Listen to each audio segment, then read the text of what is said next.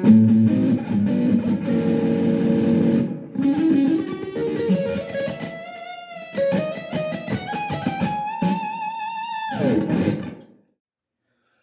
last week's episode of Back to the Drawing Board, we studied two examples of how groove accentuation can give a great sense of rhythm and tell a story rhythmically. So in this example here, we looked at a Guns N' Roses song called Out to Get Me, in where we plotted the accentuation on the 16th note feel, which gave us this particular picture or schematic.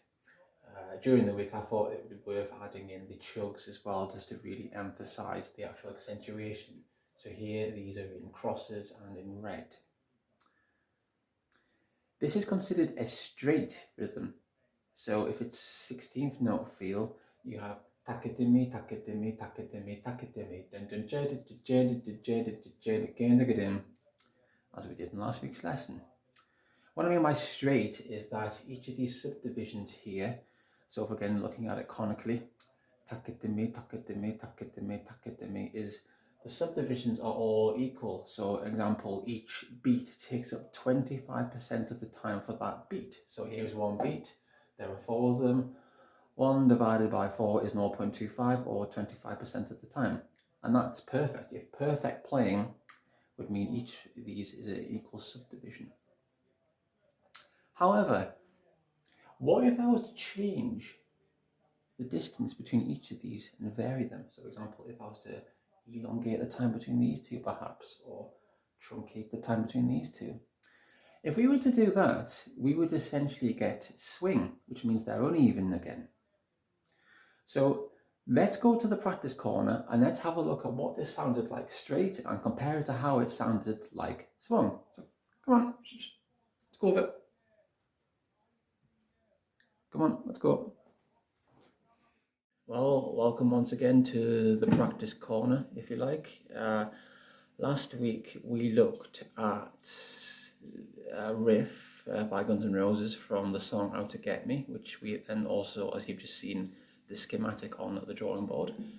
This is a straight rhythm and it should really sound a lot like this. 3, 4.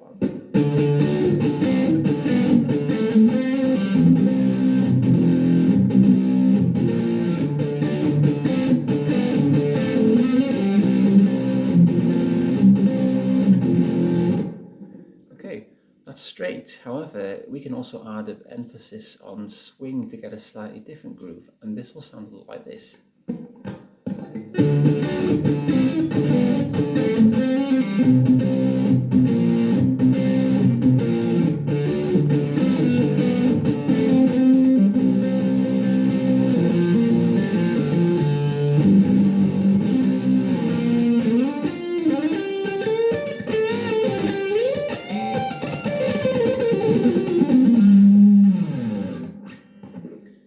So let's make our way back to the drawing board and have a look at exactly what is going on there.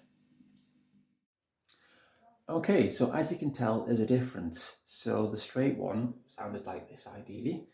However, what exactly is going on with the one that was swung? It sounded different. Well, let's have a look at the schematic and compare the two. Again, I'll just edit this bit out again. Like, do you know how I'm getting better at this though? So basically, what you heard was basically dun dun dun dun dun dun dun dun dun dun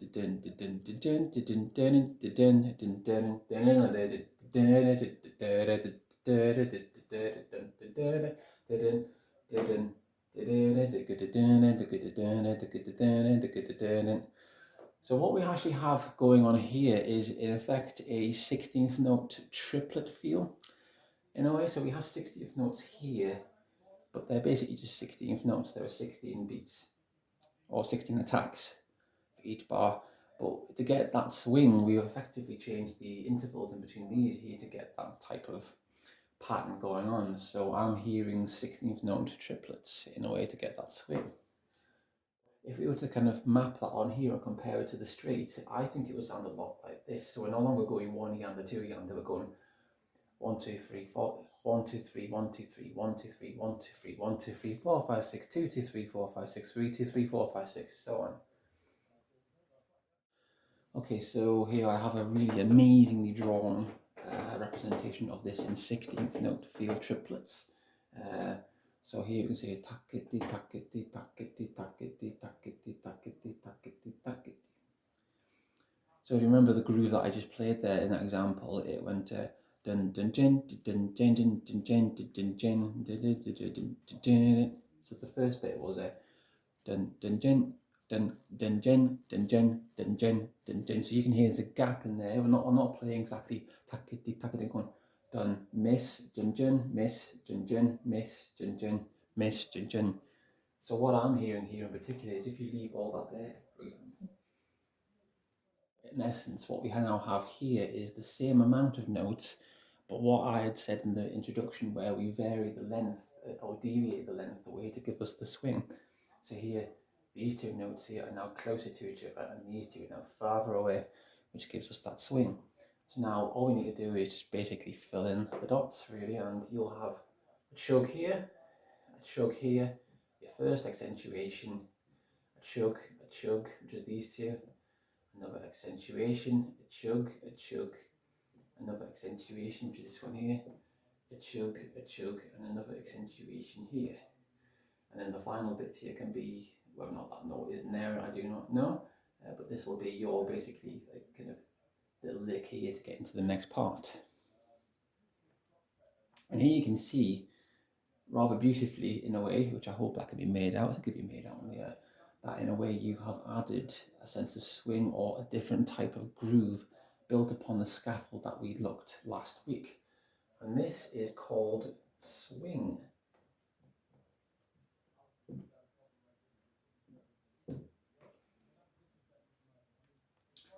So why is swing particularly important?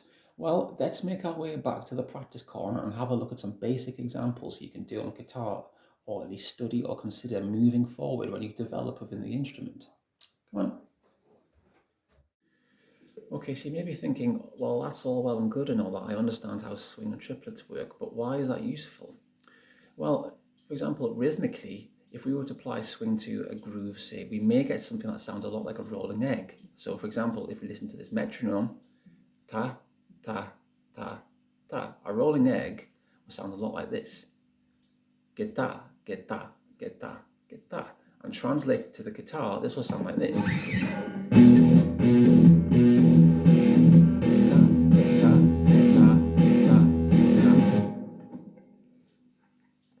Not only is understanding swing useful for a rhythmic groove, but also it can be used for lead playing.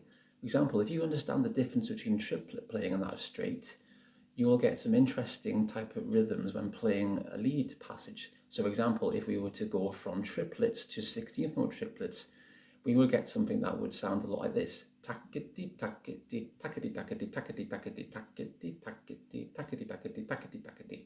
On the guitar, this will sound like this.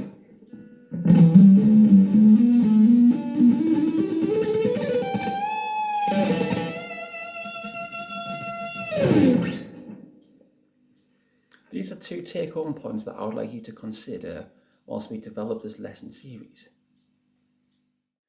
Okay, so there are two examples as to why, at least the basic examples anyway, as to why swing is particularly important. So there are certainly things that moving forward we can then look at when we come to look at groupings, when studying how to play guitar or certain groupings in a way that rely on triplet feel. There are also certain rhythms when we come to look at blues progressions, perhaps. These are just some ideas to be able to be playing with for the time being. Moving forward, I think using swing in particular in a way is a great way to perhaps look at our next lesson, which we will look at perhaps 3/4 timing or 12/8 type of blues shuffles in a way, for some examples. Understanding how the triplet works, especially with grooves like this and how they fit in a way, will really open up how you perceive timing in a way really when studying music. So I'm going to edit that as well. Anyway, lots of editing in this one, as you can see, but I hope you've gone away with a better example of how swing works. Please like, comment, and or subscribe. I'll be doing this on a regular basis with some shorts, so if you haven't seen me playing in a way or would like to have a look at that, then please check them out. Or if not, give a comment, give a like, a dislike, whatever, and I will see you next week. Rock.